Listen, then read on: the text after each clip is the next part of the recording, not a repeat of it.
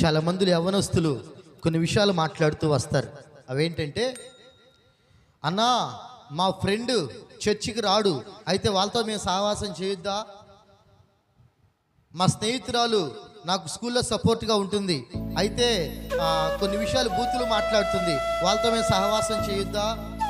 కొన్ని విషయాల్లో నాకు సపోర్టర్స్గా ఉండే ఫ్రెండ్స్ అందరూ కూడా లోకంలో తాగి తిరుగుతూ ఉంటారు, వాళ్ళతో మేము సహవాసం చేయకూడదా అని కొంతమంది మాట్లాడుతూ వస్తారు యవనస్తులని బిడ్డలు.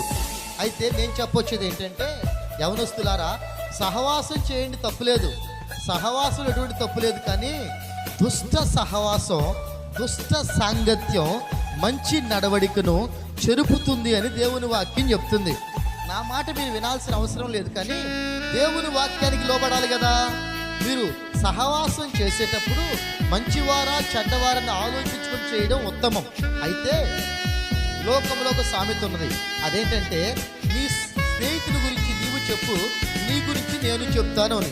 అంటే నీ స్నేహితుడు ఎలాంటి వాడో నీవు కూడా ఆల్మోస్ట్ అలాంటి వాడివేనని లోకంలో ఒక నానుడి ఉంది. నా ప్రియమైన దేవుని పిల్లలారా, యవనస్తులారా, నేనేం చెప్పదలిచానంటే, మీరు సహవాసం చేయండి, కానీ సహవాసంలో ముందుకు వెళ్ళి వారి అలవాటు తెలుసుకునే అంతగా, వారితో మమేకమయ్యే అంతగా మీ సహవాసం ఉండకూడదు. స్నేహం గొప్పది, నేను ఎప్పటికీ స్నేహాన్ని తక్కువదని నేను చెప్పను. అయితే స్నేహం ముసుగులో ఉండి వేరే రకమైన ఆలోచనలు చేయడం, వ్యతిరేకంగా నడిపించబడ్డం, మందు తాగడం, ఇష్ట ప్రకారం జీవించడం, తల్లిదండ్రులు చెప్పిన మాట వినకుండా అసభ్యకరమైన ప్రవర్తన చేయడం, దారిని వెళ్తున్న అమ్మాయిలను ఏడిపించడం, ఇట్లా స్నేహ ముసుగులో ఉండి నలుగురు కూర్చొని, వాళ్ళ నలుగురు స్నేహితులు, వాళ్ళ నలుగురు కలిసి పరులను ఇబ్బంది పెట్టే పనులు చేయడం, అది అంత సమంజసం కాదు కదా. నా ప్రియమైన యవనస్తులారా, ఒక్క మాట మీరు ఆలోచించండి. దుష్ట సాంగత్యం చేస్తే నీ నడవడిక చెడిపోతుందని దేవుని వాక్యం చెప్తుంది. కనుక దేవుని పిల్లలతో సహవాసం చేయడం నీకు మేలు. దేవుని పిల్లల్ని కలిగి ఉండటం స్నేహితులుగా నీకు చాలా ఆశీర్వాదం.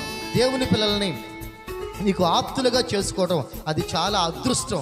కనుక ప్రార్థనా పరుల్ని, వాక్యం చదివేవారిని, దేవుని ప్రకారం నడిపించబడేవారిని స్నేహితులుగా కలిగి ఉందాం, పరలోకానికి సిద్ధపడదాం.